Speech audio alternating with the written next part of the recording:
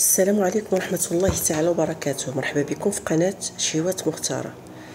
كنتمنى هذا الفيديو يلقاكم في احسن الاحوال. اليوم غادي نحضر معكم وصفة ديال بطاطا مشرملة بطريقة رائعة وسهلة، كتجي محمرة ولذيذة بزاف ما تشبعوش منها، كتوجد بسرعة، نرافقوا بها اطباق اللحوم، نقدروا نستهلكوها غير بوحدها، كتجي خطيرة. انا متاكده اذا جربتوها غادي تولي معتمده عندكم. ودابا اجيو تشوفوا المقادير وطريقه التحضير، فرجه ممتعه. عندي هنا بطاطا سلقتها، قطعتها بهذا الشكل، طروفها شويه كبار، سلقتها. عندي معلقه ديال القزبر معدنوس، معلقه كبيره ديال الزبده تكون نوع زوين، عندي ربع كاس ديال زيت العود، ثومه غبره، في العطريه عندي الملح كتبقى على حسب الذوق، واحد نص معلقه صغيره ديال البزار ونص معلقه ديال الكمون. شعلت النار على المقله، خديت هاد المقله كبيره وغارقه، غندير فيها الزبده،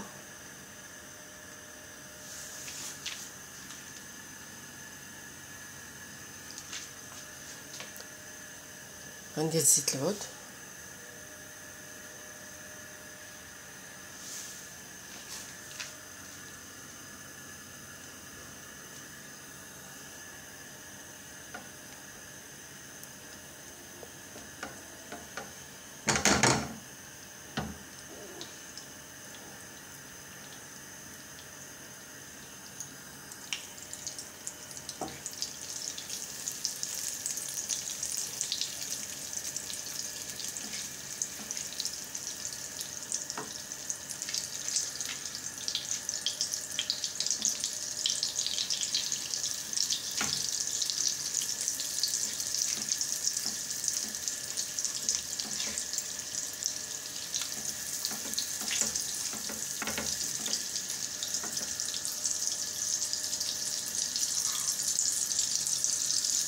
غنرمي هاد البطاطا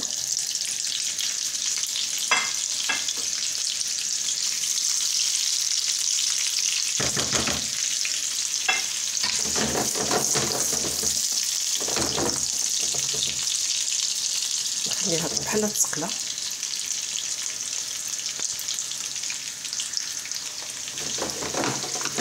هاد البطاطا مره كنقلبها بهذا الشكل،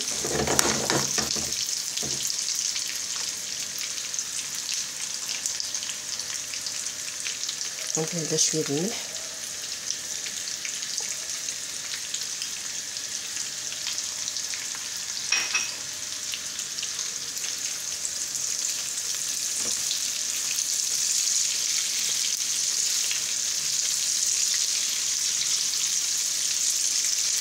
الاحسن تقلبوها غير بالمقله. انا حيت عندي هاد المعلقه ديال السيليكون ما غاديش تهرسها، كندير بهذا الشكل.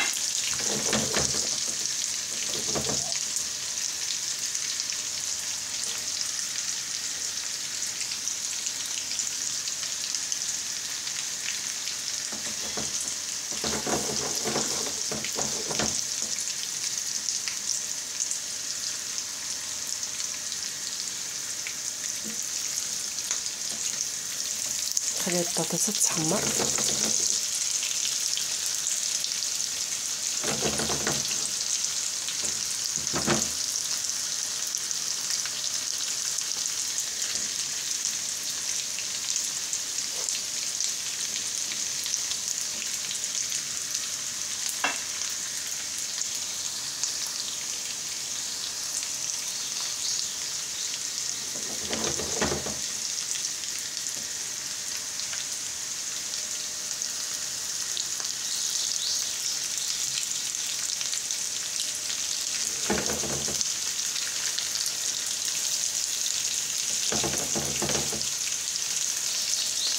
البطاطا هي بدات كتحمر واحد شويه.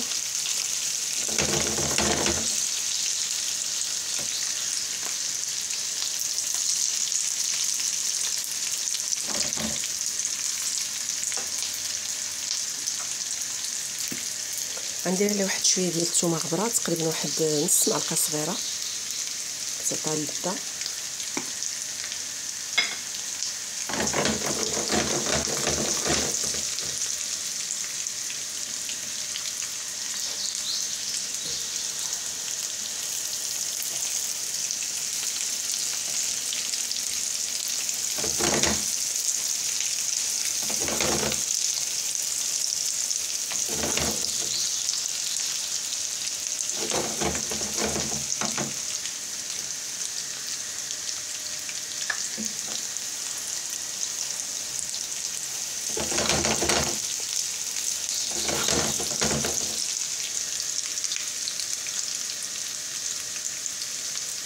شفتوا هي البطاطا بدات كتحمر.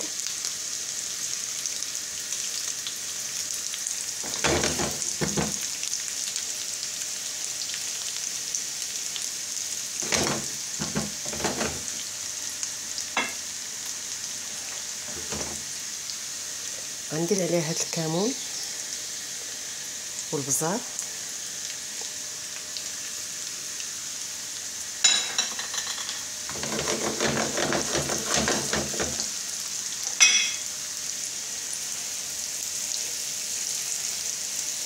انا كنقلبها غير بشويه.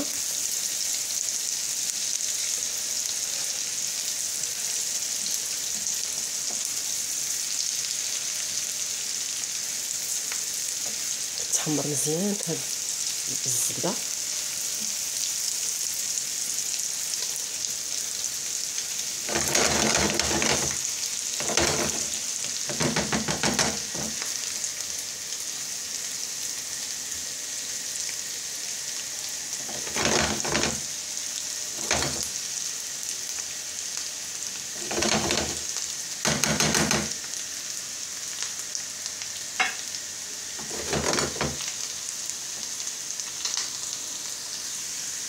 كتشوفوا هي البطاطا تحمرات.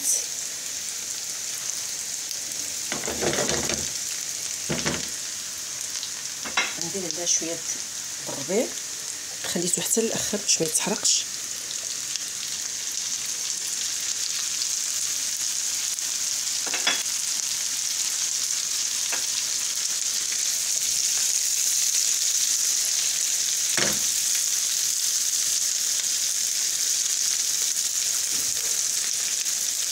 البطاطا هي هذه كتشرمل بهذا الشكل، كتجي لذيذه بزاف.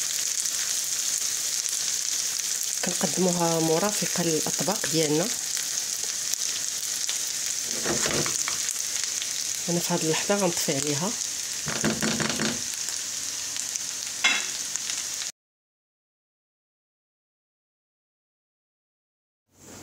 البطاطا ديالنا هي هذه، قدمتها بهذا الشكل.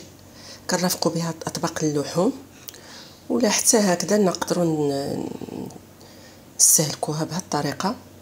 كتجي لذيذه بزاف، مشرمله كيف شفتوا، كتجي محمره. كنقدموها بالصحه والراحه. كنتمنى الوصفه ديال اليوم تعجبكم وتجربوها، غادي تفاجئوا بلذتها، واخا المكونات ديالها بسيطه والتحضير ديالها سهل. الى اللقاء مع وصفه جديده ان شاء الله. كيف ديما سهله في التحضير، مكونات بسيطه موجوده في كل بيت. دمتم في رعايه الله وحفظه.